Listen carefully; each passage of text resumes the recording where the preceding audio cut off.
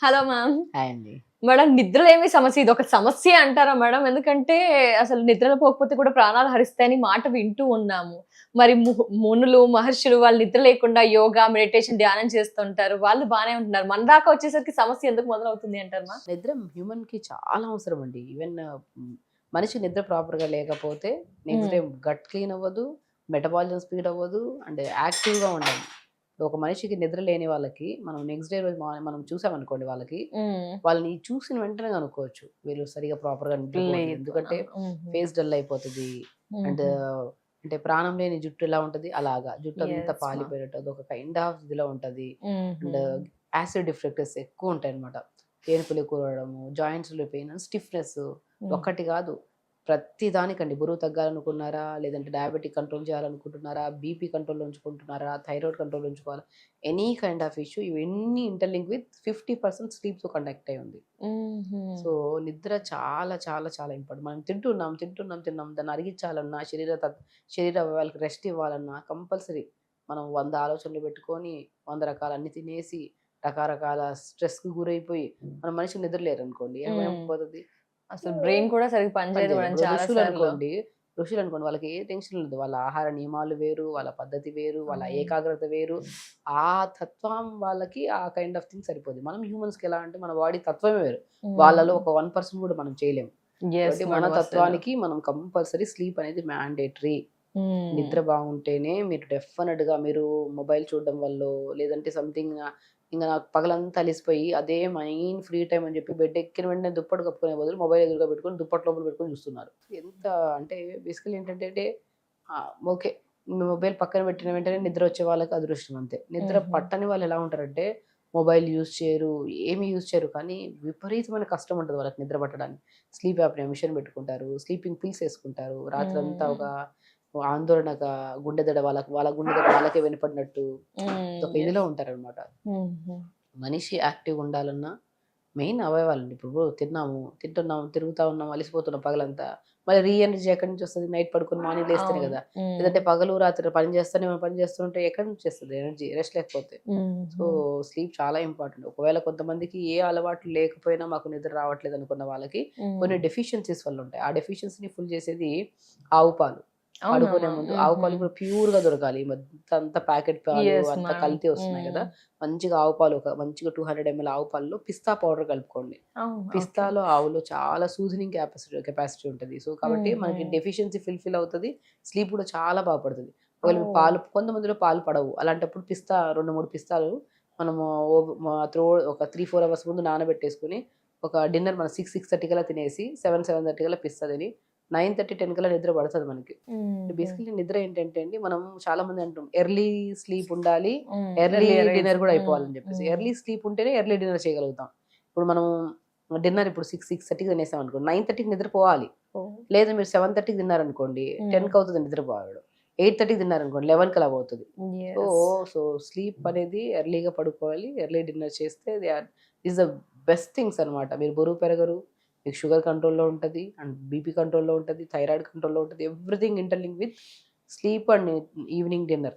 ఈ 2 హుహు. చాలా ఇంపార్టెంట్. డిన్నర్ కూడా లైట్ సాత్వికంగా తీసుకోవాలి. హెవీ ఫుడ్ తీసుకోవద్దు. కాబట్టి నిద్ర పట్టకపోతే ఒకటి ఇంకొక బెస్ట్ న్యాచురోపతి పద్ధతి అంటే ఏంటి మ్యామ్? త్రాటక క్రియ అంటారు. అంటే అంటే మ్యామ్ రూమ్ ఏదో లైట్‌లన్నీ ఆపేసి ఒక హ్మ్. ఒక ఒక క్రియ ఇది. హ్మ్. బేసికల్లీ రూమ్ లైట్‌లన్నీ ఆపేసి మనం ఇలా కూర్చొని ఒక ఫీట్ డిస్టెన్స్‌లో ఒక చిన్న టేబుల్‌ని పెట్టుకొని ఒక క్యాండిల్‌ని వెలిగించి చూడడం. ఇప్పుడు నా ఎదురుగా క్యాండిల్ ఉంది చూడండి. సో, హ్మ్. దీన్ని మనం అలా తదేకంగా ఏకాగ్రతతో చూస్తున్నాం. సో, ఇప్పుడు 30 నుంచి 1 వరకు రివర్స్ కౌంట్ చేయండి. 30, 29, 28, 27, 26, 25 అలా 30 నుంచి 1 వరకు వచ్చేంత వరకు ఒక్కసారి కూడా బ్లింక్ చేయకుండా అలా చూడాలి క్యాండిల్. హ్మ్. అలాగా అలా పని. మళ్ళీ బ్లింక్ చేయడం, మళ్ళీ ఓపెన్ చేయడం, మళ్ళీ 30 నుంచి 1 వరకు రివర్స్ కౌంట్. 30 నుంచి 1 వరకు రివర్స్ కౌంట్. హుహు. అలాగ 20 టైమ్స్ చేయండి. Okay ma'am. డెఫినిట్‌గా నిద్ర బాగా పడతది ఫస్ట్ పాయింట్. హ్మ్. సెకండ్ పాయింట్ ఏకాగ్రత పెరుగుతది. హుహు. మతిమరుపు అస్సలు రాదు.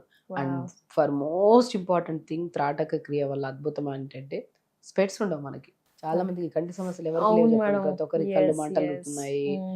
So, site, site head. ఉంది. తర్వాత ఇలాంటివెన్నో ఇష్యూస్ ఉన్నాయి కదా! సో, హుహు. మనం స్పెట్స్ పెట్టుకోకుండా ఉండడానికి, నిద్ర మంచిగా పట్టడానికి, మతిమరుపు రాకుండా ఉండడానికి, కాన్సంట్రేషన్. ఏకాగ్రత పెరగడానికి అల్టిమేట్ ప్రొసీజర్ త్రాటక క్రియ, ఏకాగ్రత, మెడిటేషన్ అంతే. ఆ మెడిటేషన్ ఒక రూములన్నీ ఆపేసి ఒక వెలుతురు, ఒక క్యాండిల్‌ని వెలిగించు తదేకంగా దీక్షగా చూడడం అన్నమాట.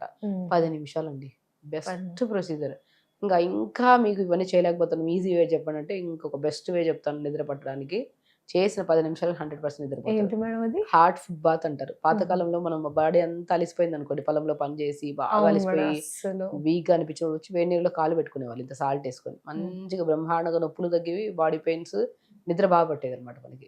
అలాగే వేడి నీళ్ళలో ధనియాలు ఏసుకోండి. ధనియాలు గాని, అవునా? కల్లుప్పు గాని ఏదుంటే అవి ఏసుకొని వేడి నీళ్ళలో 10 నిమిషాలు పిక్కలు నానేంత వరకు ఉండాలి నీళ్ళు.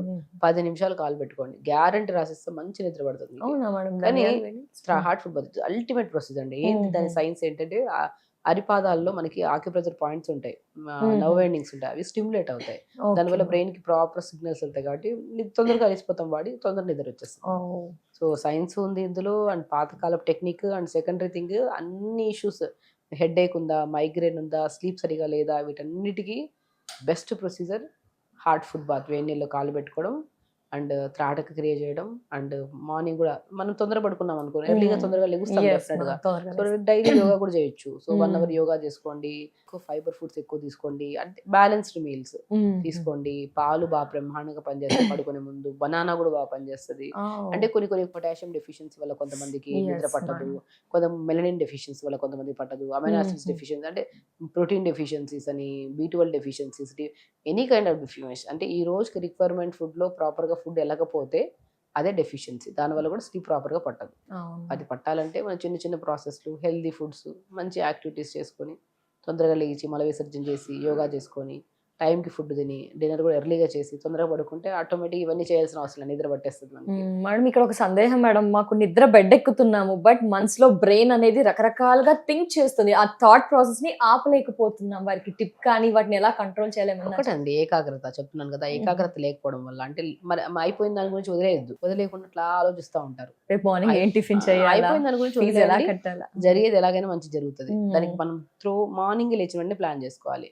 సో ఓవర్ థింకింగ్ వదిలేయండి. ఓవర్ థింకింగ్ లీడ్స్ టు అది వదిలేయలేకపోతున్నాం మ్యామ్. ఎలా ఏం పెద్ద చేయాలి? డిసీజ్ వస్తుంది దాని వల్ల. ఇప్పుడు అవునా over ma'am? Thinking leads to somehow కొన్ని క్యాన్సర్స్ లాంటి రోగాలు కూడా వచ్చే ఛాన్సెస్ ఉంటాయి. ఎందుకంటే ఓవర్ థింకింగ్ చేస్తే మనకి 1 మినిట్ ఓవర్ థింకింగ్ కూడా 6 అవర్స్ ఇమ్యూనిటీని పడేస్తది ఓ బాడీలో. My God! సో 1 మన బాడీలో మినిట్. ఇమ్యూనిటీ చాలా ఇంపార్టెంట్. అవును ఏదైనా ma'am. ఫారెన్ మ్యాటర్ అంటే ఏదైనా చెత్త చెదారం బాడీలోకి వెళ్ళింది అనుకోండి, దాంతో ఫైట్ చేయడానికి ఇమ్యూనిటీ ఇంపార్టెంట్. ఇమ్యూనిటీయే పడిపోతుంది. ఎందుకంటే ప్రాపర్ శ్వాస తీసుకోవడం వదలడం జరగదన్నమాట ఓవర్ థింక్ చేయడం చేసేవాళ్ళు.